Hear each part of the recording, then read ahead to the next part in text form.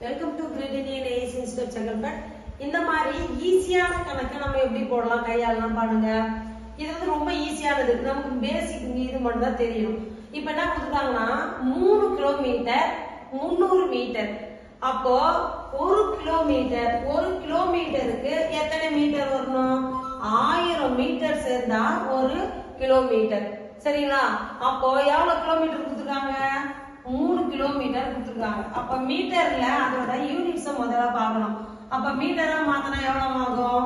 3000 metre. முடிஞ்சிச்சா? ரெண்டாவது என்ன கொடுத்துருக்காங்க? 300 மீட்டர். அப்போ 3000 மீட்டர் இஸ்டு 300 மீட்டர். ரெண்டுமே மீட்டர்லயே வந்துருச்சு. சரிங்களா? ரெண்டுமே மீட்டர்ல மாறிடுச்சு. அப்போ 2 0க்கு 2 0, 1 3 10 3. அப்ப விகிதம் எவ்வளவு? 10:1 தான் இதுக்கு சரியான ஆன்சர். சரிங்களா? நம்ம 300 3 இப்போ அதுக்கு ஆன்சர் கொடுத்துருக்காங்க.